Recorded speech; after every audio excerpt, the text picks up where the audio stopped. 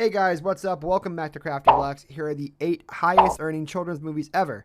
Number 8, Disney Pixar's Cars, $267 million. The story of a race car, Lightning McQueen, who ends up in the small town of Radiator Springs and learns the value of friendship, was thought to be the first stumble for the Pixar studios, according to CNBC. However, audiences proved the critics wrong. Young boys flocked to the theater in 2006 to watch the fast-driving cars with distinct personalities and enjoyed the relationships formed in the desert town.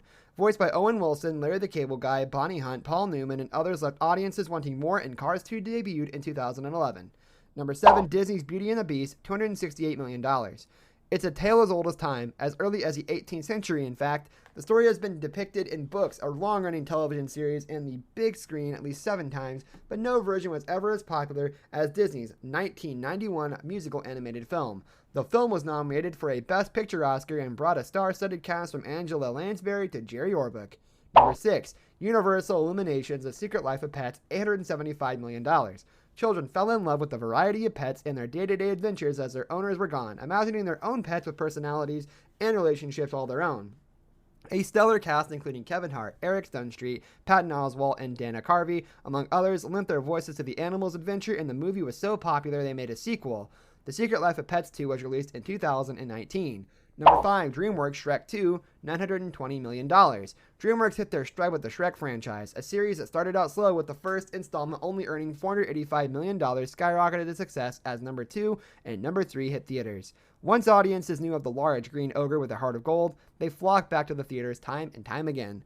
Overall, the 4 movies featuring Shrek and the spinoff Puss in Boots earned DreamWorks a total of $3.5 billion. With the second installment at the top of the list, who knew that Mike Myers, Eddie Murphy, and Cameron Diaz had stumbled onto a surprise hit? Number 4, Universal Illuminations' Minions, $1.1 billion.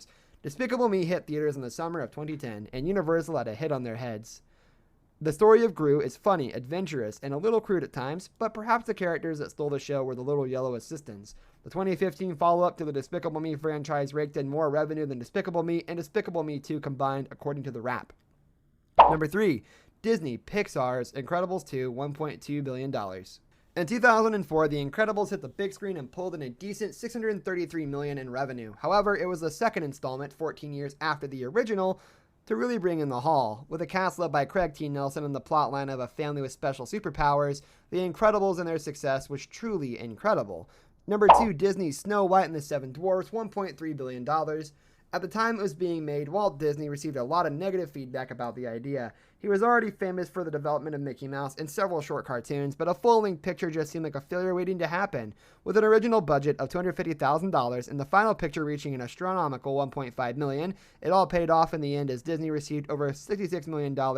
The film has been released in theaters 8 times between 1944 and 1993, and has been one fans can't forget for nearly 85 years. Number 1, Disney's Frozen 2, $1.4 billion. Believe it or not, Frozen 2 made slightly more than Frozen, $1.3 billion in 2013. Disney animators once again shattered records with their story of 2 princess sisters, one with special ice-making powers, and their tumultuous but loyal relationship. How do you follow that? In 2019, Frozen 2 was released to fans who had been eagerly waiting for their favorite characters' return.